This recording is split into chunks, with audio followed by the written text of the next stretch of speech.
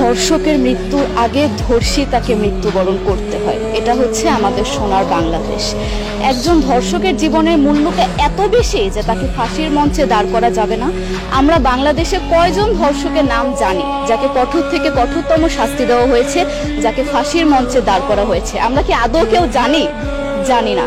অথচ আমরা কতগুলো যারা ধর্ষিত হয়েছে তাদের নাম জানি, অনেক বড়। এই লিস্ট আসলে অনেক বড়, বলে শেষ করা যাবে না।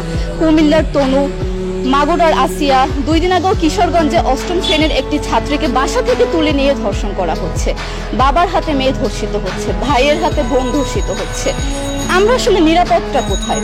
আমার মনে হচ্ছে আমরা যেন আইয়ামে জাহিলিয়া যুগে চলে গিয়েছি।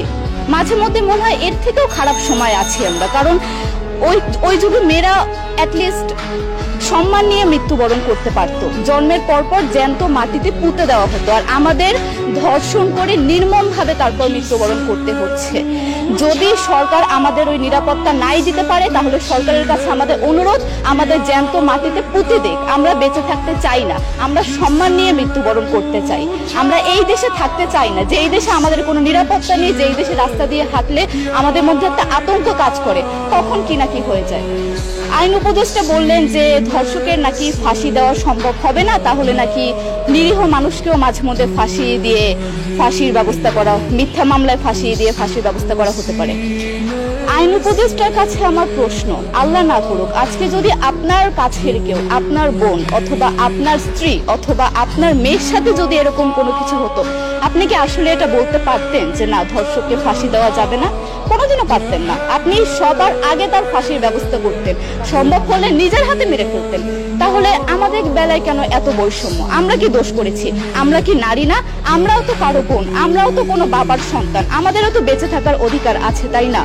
কিছু হলে মেয়েদের পোশাকের দোষ দেওয়া হয়। আমার কাছে প্রশ্ন, একটা 8 বছরের শিশুর মধ্যে এরকম কি থাকতে পারে যেটা একটা পুরুষকে অ্যাট্রাক্ট করবে, যেটা একটা পুরুষকে সিরিয়াস করবে? সেরকম হলে আসলে ধর্ষণ করা হতো সবসময় প্রাপ্তবয়স্ক মহিলাকে। কিন্তু আমরা আসলে পরিসংখ্যান গবেষণা করলে দেখতে পারি যে ধর্ষক সবচেয়ে বেশি করা হচ্ছে শিশুদেরকে, কিশোরীদের সবচেয়ে বেশি ধর্ষণ করা হচ্ছে। দৃষ্টিভঙ্গি পরিবর্তন করুন, চিন্তা ভাবনা পরিবর্তন করুন, ধর্ষকদের আইনের আওতায় আনুন। যদি আইন উপদেষ্টা অথবা প্রশাসন যদি ধর্ষকদের শাস্তির ব্যবস্থা না করতে পারে, আমাদের হাতে তুলে দেন, আমরা নিজেদের হাতে শাস্তি দিয়ে দিতে পারবো। এই সাহস আমাদের মধ্যে আছে। বেঁচে থাকার জন্য আমাদের যতটা কঠিন হতে হবে, আমরা কঠিন হওয়ার জন্য প্রস্তুত আছি। আমরা ফাঁসি চাই, ধর্ষকদের কঠোর থেকে কঠোরতম শাস্তি চাই।